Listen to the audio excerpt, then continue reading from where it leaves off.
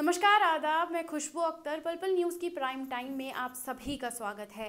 आज जिस talk of the town topic को लेकर हम आपके साथ जुड़े हैं, नहीं, प्रधानमंत्री मोदी आंदोलनजीवी और आंदोलनकारी को लेकर हम आपके साथ नहीं जुड़े हैं। हम जुड़े हैं उस मुद्दे को लेकर जिसे लेकर भारतीय जनता पार्टी सत्ता में आई थी। जी हाँ, अयोध्या मंदिर नहीं बनने वाला है। अब आप सोच रहे होंगे कि ये टीआरपी या अपने व्यूज़ के लिए मैं बात कर रही हूँ। जी नहीं, मैं तथ्यों पर बात कर रही हूँ। और ये तथ्य क्यों मैं कह रही हूँ, इसी पर बात करने के लिए हमारे साथ नदीम मौजूद है, जिनसे हम जानेंगे कि ताज़ा अपडेट क्या है। लेकिन उस ताज़ा अपडेट से पहले बाबरी मस्जिद के बारे में भी बता देना चाहती हूँ कि अगर तथ्यों के चलते फैसला आता तो तस्वीर दूसरी होती, क्योंकि नदीम ने लगातार हियरिंग्स को डे 1 से आपको दिखाया, कोर्ट जाकर वकीलों से बात की और हर एस्पेक्ट को, हर सबूत को आपके सामने रखा और हर उस इंसान से बात की जिसने सबूतों के तहत फैसला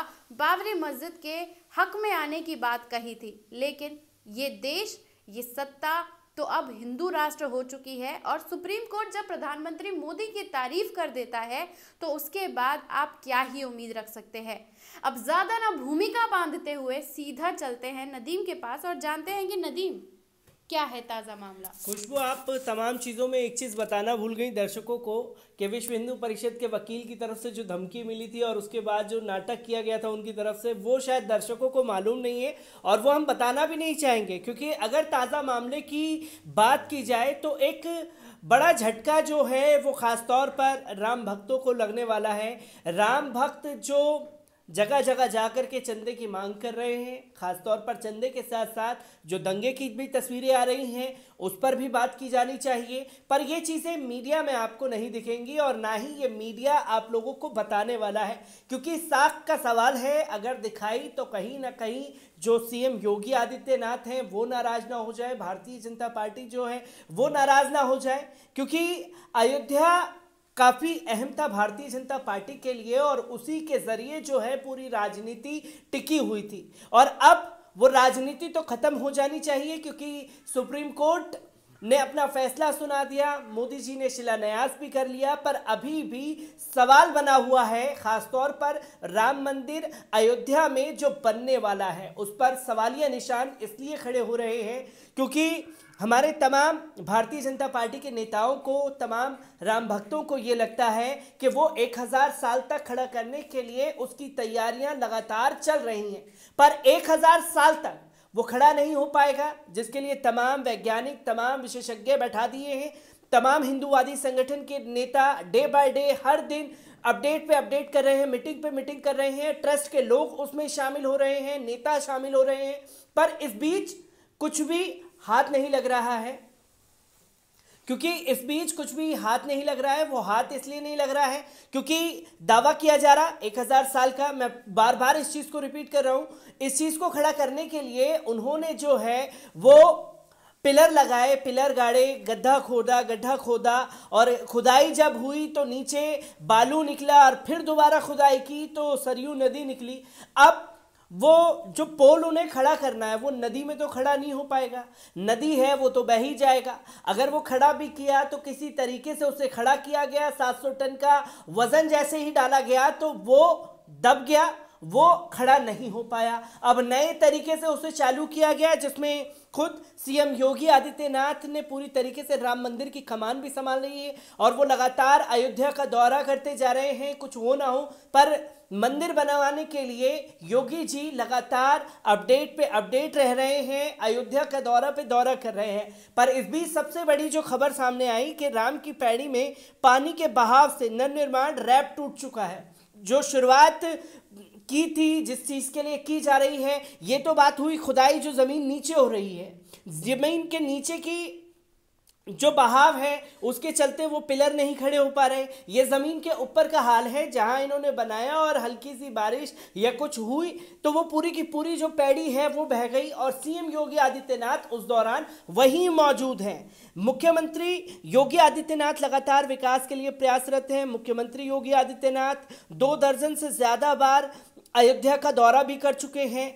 इस बीच ताज़ा मामला जो सामने आता है राम की पैड़ी पर हाल में बने हुए प्लेटफॉर्म का है। मुख्यमंत्री के दौरे से पूर्व ही राम की पैड़ी पर से प्लेटफॉर्म पर जलाधार को लाने के लिए स्लोप बनाया गया था, जिसमें मुख्यमंत्री को कल समीक्षा बैठक के दरमियान प्रोडक्शन भी दिखाई गई।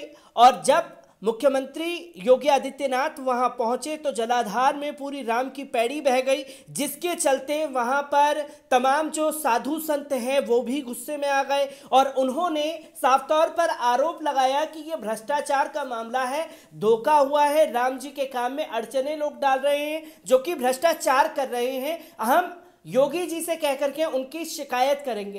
तो एक मामला जो जमीन के ऊपर का है ये सामने है और जमीन के नीचे क्या कुछ निकल रहा है जिसके चलते अड़चने आ रही है और एक ये मामला सामने आता है। तो नदीम, क्या लगता है कि भारतीय जनता पार्टी राम मंदिर बनाने के नाम पर सत्ता में तो आ गई, तो अभी जिस तरह की परिस्थितियां बनती हुई दिखाई दे रही हैं, तो क्या लगता है कि ये जो राम मंदिर के नाम पर पूरे भारत में जो चंदे के नाम पर दंगा चल रहा था, तो क्या अब वो सफल होता हुआ नजर आ रहा है? चंदे के नाम पर दंगे सफल होते हुए तो नजर आ रहे हैं, सही कहा गया है, क्योंकि हम लगातार देख रहे हैं। सबसे पहले मध्य प्रदेश से तस्वीर आई, फिर गुजरात से तस्वीर आई, दिल्ली में भी मयूर विहार में उकसाने की कोशिश की गई। कई जगहों पर हमने देखा नजफगढ़ के पास मस्जिद में किस तरीके से पहुंच करके धमकाने की कोशिश की गई, इस चीज़ को भी हमने देखा। क्योंकि ये चंदे के नाम पर दंगे का खेल जो है वो चलता ही रहेगा। पर इस बीच जो भ्रष्टाचार का आरोप साधु संतों द्वारा लगाया जा रहा है उस पर भी गौर करने की बात है। ये पहली बार नहीं है कि आरोप लग रहा है ट्रस्ट के जिम्मेवारों पर। इससे पहले भी कई साधु संतों ने आकर के कहा था कि 1100 करोड़ रुपए जो है वो राम मंदिर के नाम पर चंदा किया गया और उसे हड़प लिया है। उसी को देख करके कभी भारतीय जनता पार्टी अपना कार्यालय बना लेती है और उसी के दम पर चुनाव भी लड़ रही है। ये एक ताजा विषय जो है आपस में सरफुड़ौल का सामने आ रहा है और जब अधिकारियों से इस पर बात किया जा रहा है तो उनका साफ तौर पर यह कहना है कि भैया ये लोगों को ट्रस्ट में शामिल नहीं किया गया, इसलिए ये लोग नाराज नजर आ रहे हैं। और अगर आप पीछे जाकर के देखें, शिलान्यास जो हुआ, शिलान्यास से पहले भी साधु संत गुस्से में थे, वो बोल रहे थे कि ये नहीं होना चाहिए। अगर याद हो तो संत महाराज जी हैं, बड़े महंत हैं, उन्होंने साफ तौर पर कहा था कि ये 5 तारीख को जो शिलान्यास किया जा रहा है ये वाकई अशुभ साबित होगा और जिसका परिणाम भी निकल रहा है, क्योंकि एक सनक सवार है